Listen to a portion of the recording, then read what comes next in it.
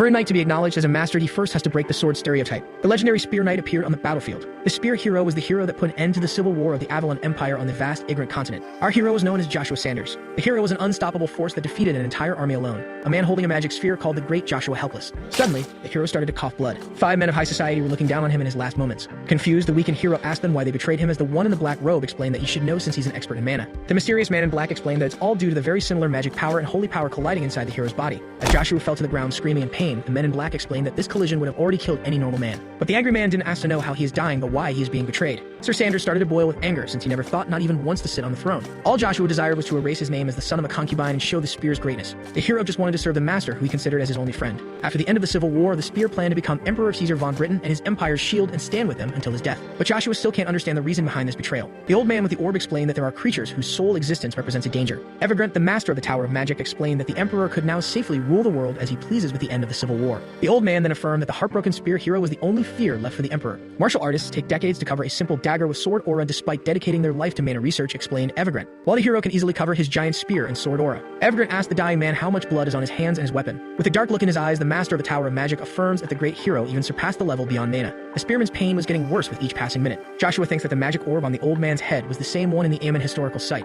The armored man stepped forward, declaring that Joshua's spear made him feel unwell since he was also scared of him. He confessed that he became paranoid at the thought of getting killed by the spear. A black energy started to come out of the spearman. Everett thanked Joshua for everything he did for them. If it weren't for the hero, traders would be long dead. The master of the magic tower thanked Sir Sanders one last time. With greed and jealousy in his eyes and relief hate in his smile, the old man bid farewell to his so-called friend. Joshua was on his knees, unable to lift his face off the ground due to the immense pain. With a disgusted look on his face, the emperor stated that he was unable to witness his best friend's final breath. Just like that, Caesar and his companions walked away from the noble dying hero. Boiling with anger, Sir Sanders used his last breath to call out the name of the traitor. As the men calmly walked away, the Great One swore that this betrayal won't end here. Suddenly, a giant magic circle appeared under Joshua's feet. The spear hero recognized it as an explosion magic circle that will go off in about 5 minutes. But the legendary spear knight was getting desperate as his title became meaningless. Joshua was devastated to die miserably in the forest like a nameless knight after being betrayed by his oldest friend. The knight started to curse as his end approached. Suddenly, the legendary spear started to glow. Joshua started to call out the name Lucia. Lucia was the name of his red spear, also known as the Grim Reaper of the battlefield. The dying hero struggled to reach his trusty weapon, since he always believed that power was hidden inside Lucia, and felt lucky this power just revealed itself. Joshua couldn't think straight as he screamed for his body to move. The spear was just a few inches away. Finally, the great hero was able to grab his legendary spear. But to his surprise, nothing seemed to be happening. Sir Sanders felt hopeless as he finally met his end. The magic explosion was finally detonated. Just like that, the hero was hit with an immense explosive blow. The explosive magic became as big as a mountain. Just like that, Joshua Sanders, Duke of the land of the Knights of the Avalon Empire,